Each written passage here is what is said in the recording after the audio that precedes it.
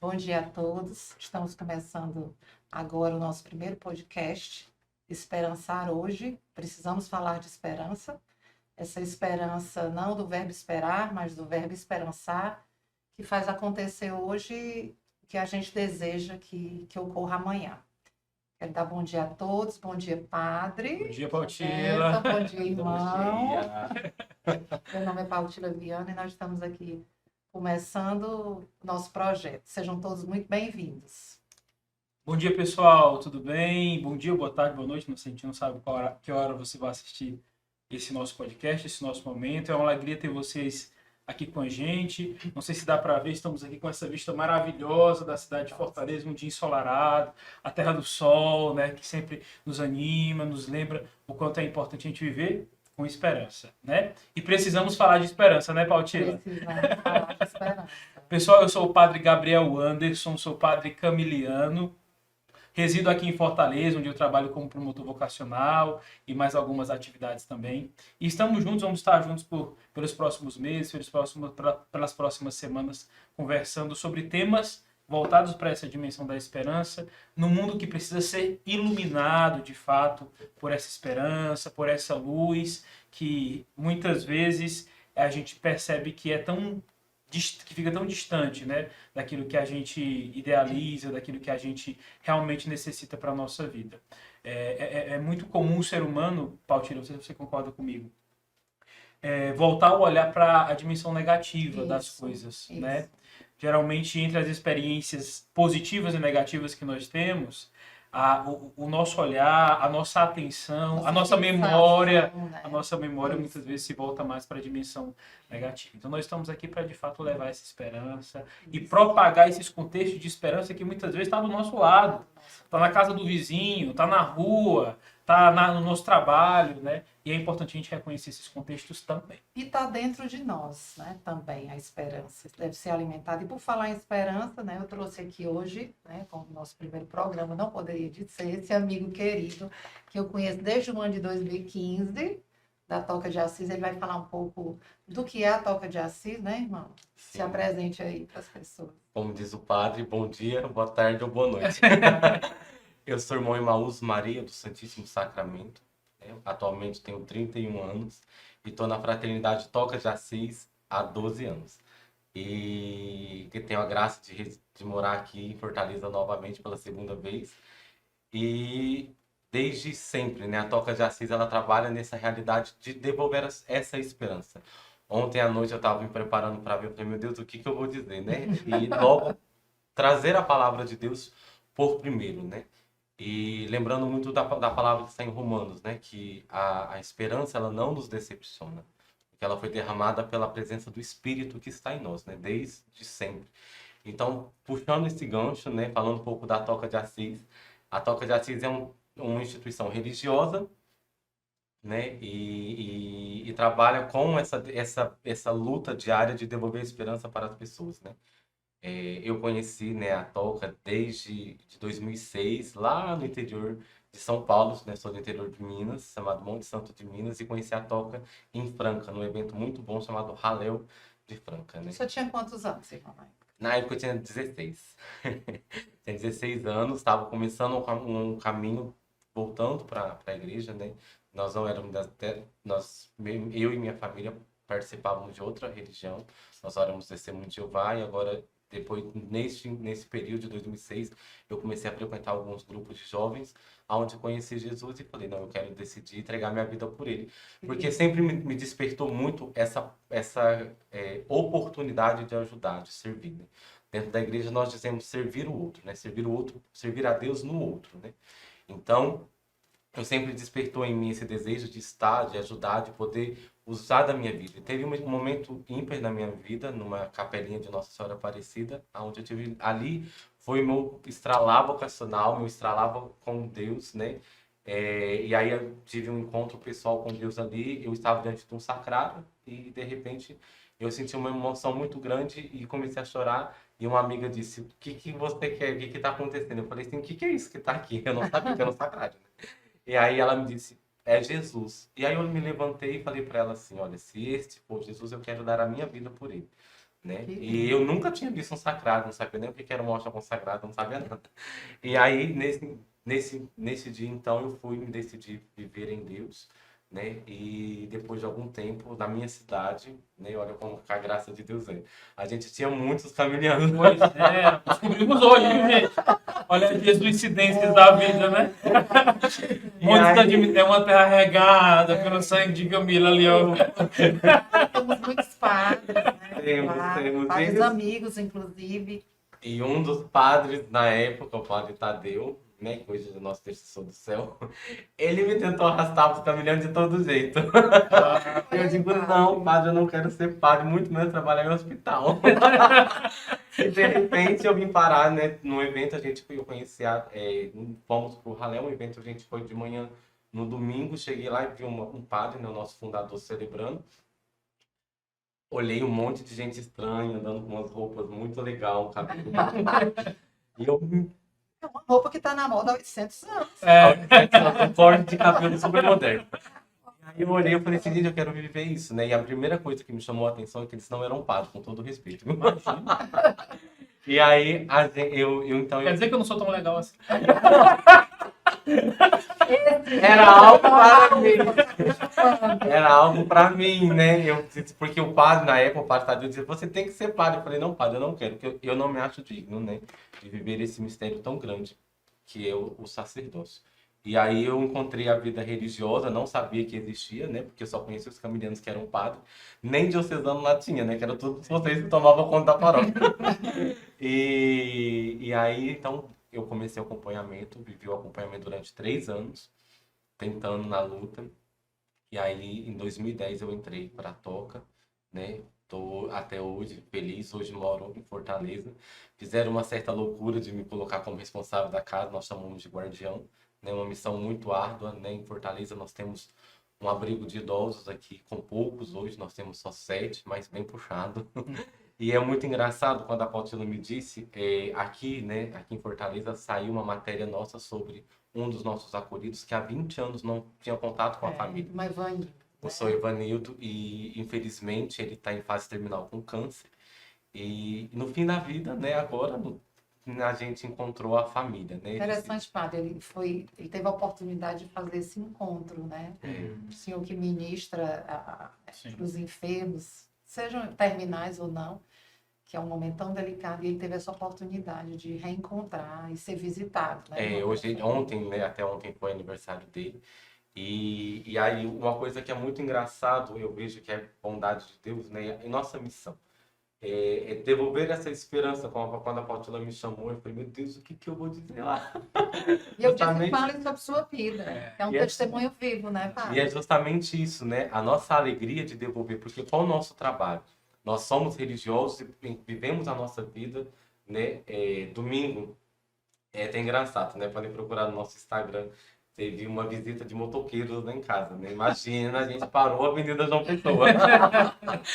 E aí, Causaram. causamos, foram bastante, né? Aí teve toda a regra, que tem a questão da pandemia, então, ainda, né?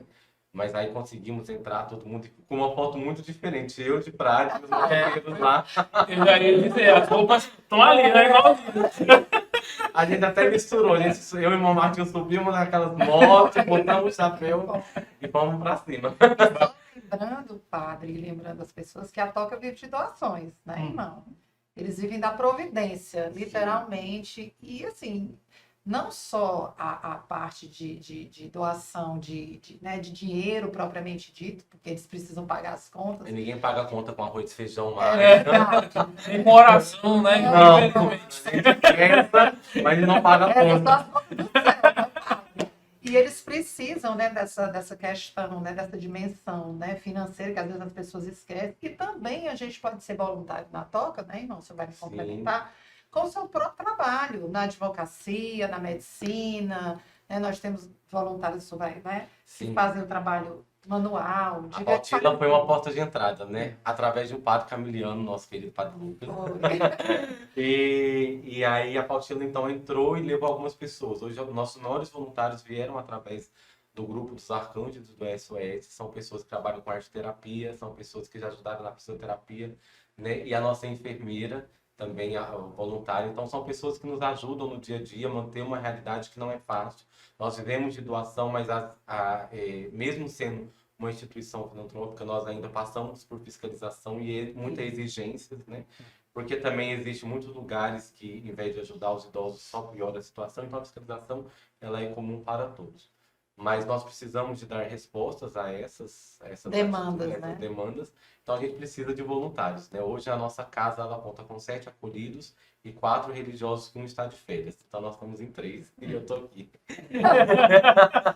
Precisa de padres, Padre para celebrar a missa lá em casa, né? porque já ajuda no dinheiro da passagem para não sair de casa. Exato. É a doação que pode nos ajudar. Vamos alinhar, né, irmão? Vamos alinhar. Padre, o senhor já celebrou na toca feminina? Fala um pouco como é que foi essa Isso. Eu tive uma experiência, né? A gente nem conseguiu conversar sobre isso. Eu consegui celebrar lá para as irmãs, lá no céu. São terríveis. Por intercessão de quem? Santa Pautila. É dito em pronto. A gente fez a experiência, ela foi bem bacana também, conhecer a experiência Foi um dia delas, lindo. né? Foi um dia muito legal. E é muito bacana essa experiência de você ter contato com essas pessoas necessitadas, né? É muito bonito perceber o Espírito Santo agindo nessa dimensão dos carismas, né, irmão? Sim. Nós camilianos com os doentes, vocês com os pobres, e a gente conseguir enxergar a presença de Cristo nessas pessoas, Muito né? lindo. É uma experiência fantástica que eu recomendo que todos, né, que possam, que tenham essa oportunidade, façam, porque muitas vezes a gente acredita que está levando muita coisa, a gente recebe muito mais. Com certeza. com A certeza. experiência Posso dizer que esse é o nosso grande salário na vida Esse é religiosa. o grande salário, é verdade. E, na verdade, isso é uma concretização, né, na vida fática dos dons do Espírito Santo, né? Sim. Que se manifestam através dos diversos carismas e dos diversos temperamentos, porque a gente convive, né, lá na Toca de Assis com os acolhidos, e cada um com as suas Com a sua realidade, peculiaridades, né, com a sua vida. realidade. Então, e uma coisa interessante que eu queria frisar, que é uma coisa que me apaixonou na Toca, e eu digo isso publicamente, eles me salvaram de mim mesma. Digo, irmão, eu sou muito grata à Toca porque vocês me salvaram. Porque quando eles chegam na rua, na pastoral de rua, eu já tive a oportunidade de participar, ali existe todo tipo de gente, né? Ali não se faz acepção de pessoas, né? Ali você acolhe qualquer um, não interessa que tipo de vida ele tem, não interessa a orientação sexual que ele tem, não interessa se ele é religioso, se ele não é religioso, não interessa o que ele fez antes, né? Ali é Jesus, né, irmão? O senhor fala Sim. um pouco dessa pastoral. A Toca, então, ela trata o nosso trabalho, né? Ele é, de fato, nossa vida missionária é dividido em algumas realidades. A primeira delas sempre é o pobre de rua. Nós sempre trabalhamos para os pobres de rua. E dentro dessa realidade de servir os irmãos nas ruas, a gente percebe que alguns deles precisam de um cuidado de ter uma casa, né? E aí nós temos, então, o acolhimento, mas nós só acolhemos pessoas que vêm da rua. E aí, então, a gente foca o nosso trabalho na íntegra. Fazemos a pastoral de rua, ali conhecemos os irmãos, tocamos aquela realidade. E aqueles que nós percebemos, porque hoje também, por causa da fiscalização, é dividido, nós tínhamos casas que poderiam acolher todos, mas hoje não. Ou é idoso, ou é adulto, né, até 59 anos, ou acima de 60. Se for 60, tem 3 níveis, 1, 2, 3, que são níveis de dependência. Então, tudo tem que ser muito bem organizado, preparado nesse sentido. E aí, hoje nós temos, então, trabalho na rua, né? Estamos agora retornando após a pandemia, que aqui em Fortaleza foi bem prejudicial para nós. Nós tivemos falecimento de 2 idosos na casa e um religioso, né? O religioso tinha 28 anos, nosso querido saudoso irmão Simplício. Irmão Simplício, maravilhoso. Ele foi Inclusive, para frente de missão, ele ficou nas ruas aqui de Fortaleza, fazendo pastoral todos os dias. Infelizmente. Mas, infelizmente, quando contraiu a Covid, né? por conta Interessante que eu até tenho o último áudio que ele me mandou no hospital, antes de ir para a UTI, né? E eu nunca tive coragem de apagar esse áudio. Também não consigo ouvir novamente. Mas guarda ali como uma memória, né? Assim, da voz dele. Ele era um homem muito de Deus, um homem muito santo. Né? Eu morei muito com o irmão Simplício na etapa formativa, ele tinha 1 ano a menos do que eu de Toca. Então, a gente conversou bastante, vivia bastante essa vida de irmãos, né? São 80. Então, ele tem um irmão mais próximo, tá?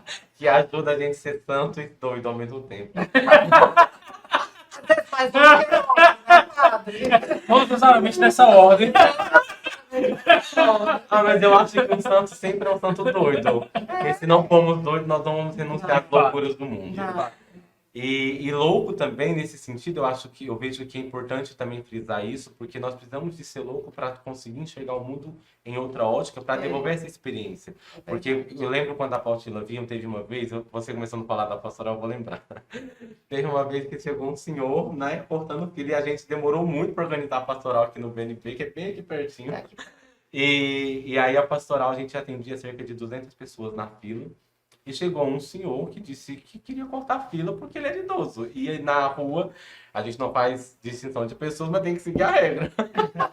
Ele disse, você vai pro fim da fila. Você não, eu não vou pro fim da fila, eu sou idoso. Você vai pro fim da fila.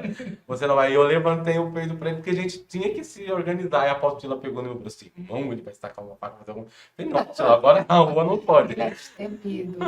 E na rua a gente tinha que se organizar, porque também isso é devolver a dignidade pros É irmãos, né? verdade. Porque eles precisam lembrar que muitas vezes da sua dignidade de pessoa, porque a rua tira muito isso dos irmãos. Então, nosso maior trabalho não é tirar os irmãos da rua, mas é tirar a rua dos irmãos. Porque eles ficam Bonito isso. muito, como eu posso dizer, muito abertos a tudo na rua, e aí eles esquecem, né? Esquecem do horário das refeições. E o nosso trabalho é devolver essa dignidade para os irmãos, né? Mesmo, por exemplo, lá em casa nós temos um que ele não, muitos deles já vêm todo com uma mentalidade completamente tomada, Sequelas físicas, sequelas emocionais, psicológicas, então não né, tem irmão? muitas noções do tempo, não tem muito, e a gente precisa ter aquele trabalho de cuidado. Olha, você não pode fazer isso, você não pode urinar no chão, você não pode. Então isso é muito complexo E é muito devolver a interessante. experiência para eles, né? Sim. A esperança de poder dizer assim, não, Ter uma muitas casa, né? ter uma casa, ter uma organização, e é importante também frisar que muitas dessas pessoas elas já estão descartadas pela sociedade, né? E para que devolver essa dignidade para eles, né? Porque é a esperança de ser uma pessoa renovada, restaurada. Esse é o nosso trabalho, devolver essa dignidade, ir para a rua, pegar o irmão, né? Acolher o irmão e poder devolver essa dignidade, quem sabe devolver para a família, encaminhar para um abrigo melhor. Então tudo isso é o nosso trabalho hoje. Isso é muito bonito, irmão. E a gente perceber que a gente é apenas um instrumento, né? Porque eu acho muito bacana isso. A gente faz o trabalho, nós agimos, mas a gente precisa acreditar que é realmente Deus que age em nós, É né? verdade. E sem dúvida vocês já viram contextos totalmente diferentes, né? De pessoas que conseguiram um retorno para a sociedade, de pessoas que talvez preferiram voltar para a rua, né? Sim. Então isso nisso a gente precisa reconhecer a nossa pequenez, É né? verdade. No sentido de sermos apenas de fato instrumentos na mão de Deus, e é Ele que faz esse trabalho, né? É o Espírito Santo que nos Não podemos inspira nesse esquecer aqui sentido. de nossa madrinha. Madre Teresa sempre diz isso, né? Que nós somos apenas um instrumento na mão de Deus, um lápis. Um lápis. E você deixar Deus escrever a sua própria história, né? Deixar Deus te conduzir, deixar Deus fazer. Tem um menino que começou um vocacionado agora lá em casa e aí ele falou, irmão, eu tenho muito medo. Eu digo, não tenha medo de ser feliz na vontade de Deus, né?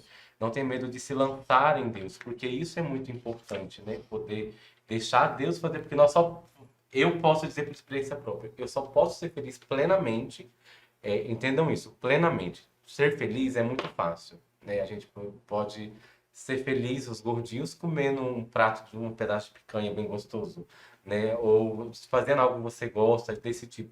Mas eu estou dizendo de ser feliz plenamente, né? Ser uma pessoa que coloca a cabeça no travesseiro à noite e diz, eu fiz o que devia fazer, isso é ser feliz plenamente, ter paz interior, porque só uma pessoa que se realiza, ela pode levar a esperança, ela pode levar expectativa de vida para outra, né? E na vontade de Deus. E, irmão, eu acho que isso que você fala é cirúrgico, porque é essa felicidade que a gente tem perdido no mundo de hoje.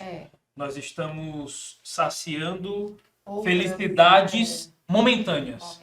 A picanha, É. o prazer carnal, a A experiência bebida, aqui, a compra, compra. o álcool, né?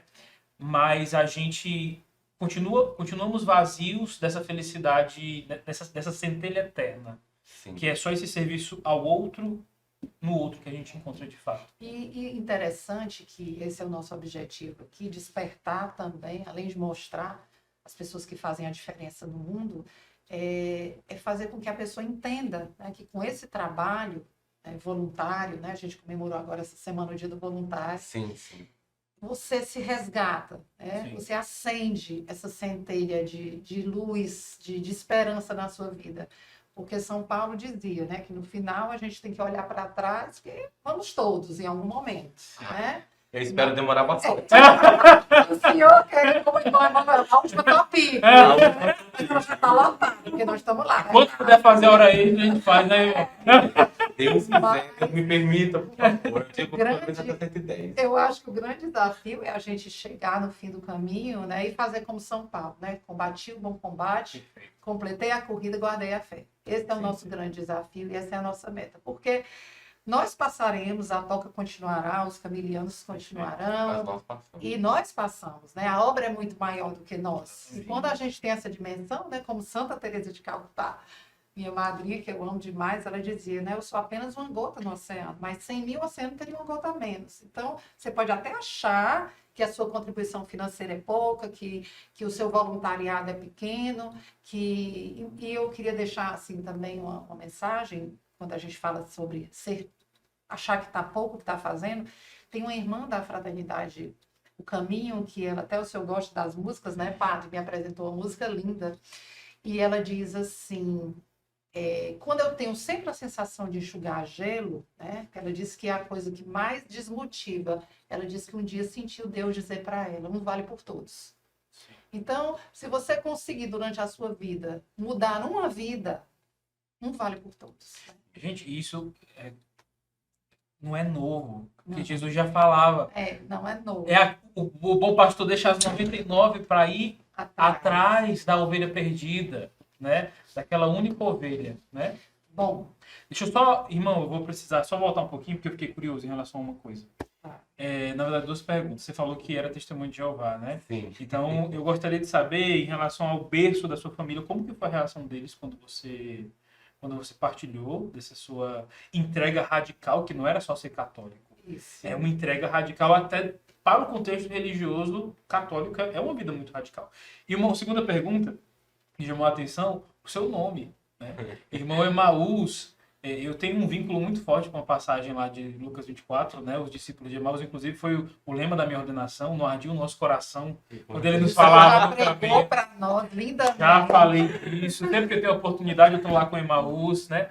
Então eu gostaria de saber como que surgiu, como que foi em relação aos seus pais, a reação deles, como que você lidou com isso, e também como que você escolheu esse nome, se você escolheu alguém, te deu, como que foi esse A processo? primeira pergunta, né? Vou tentar ser bem rápido. A primeira pergunta dos meus pais. Primeiro, meu pai se revoltou. A primeira pergunta, não sei se o senhor passou por isso, né? Quando meu pai fez era senhora Viana. Esse eu não, que se eu não gostava de mulher, né? E eu falei, não é por isso, né? Porque eu encontrei um amor perfeito. Nenhum dos meus amores poderia se comparar ao amor de Deus. Meu pai me aceitou de fato somente quando eu estava no noviciado, já depois de 4 anos. Meu pai tinha vergonha de mim na rua, ele não saía comigo, ele não aceitava. Isso me machucava porque eu tinha 20 dias de férias, né? E aí, por ano. E aí você vai para as férias, por exemplo, eu passei com uma experiência, né? Eu amo meu pai, já perdoei ele de coração. Numa vez que eu estava indo para missa, ele voltando do trabalho, eu pedi a bênção, porque Monte Santo é pequeno, né? Desse tamanhozinho. Então eu levantei a mão, pedi bênção e ele passou como se nada estivesse acontecendo do outro lado da avenida. E eu falei, ixi, eu acho que ele vai me pegar quando chegar em casa. E de fato, eu chegava tarde, né, da missa, dos meus amigos, conversava com os amigos e tal. Depois ele estava me esperando, dizendo que era para mim nunca mais cumprimentar ele na rua. Então foi bem difícil. A minha irmã achou que eu era louco, a minha mãe é completamente diferente.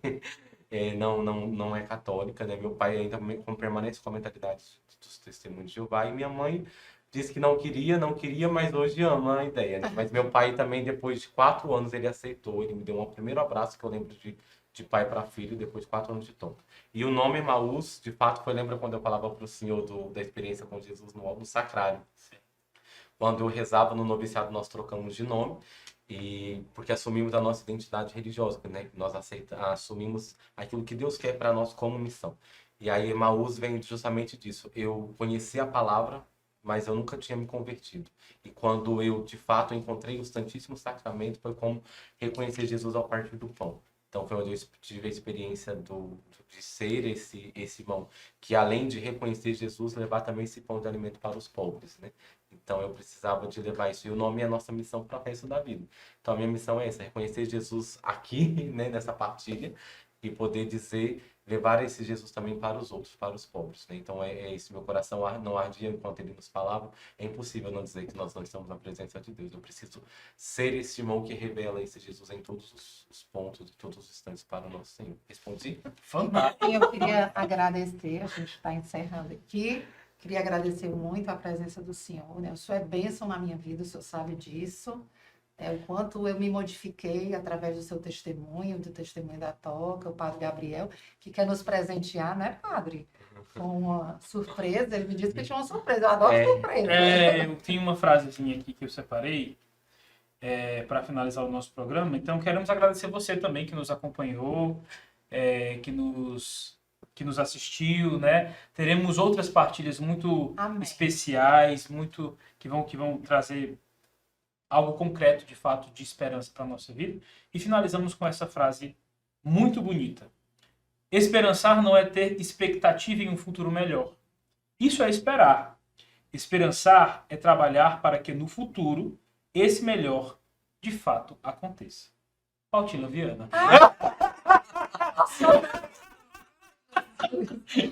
Temos poetisa, gente, no nosso podcast. Gente, muito obrigada. Curtam, deixem o seu like, compartilhem, porque no mundo de tanta tribulação, a gente precisa falar de esperança. Beijos, obrigada. Obrigado. Valeu, gente. Obrigada. Tchau, tchau. Deus abençoe, viu? Obrigado.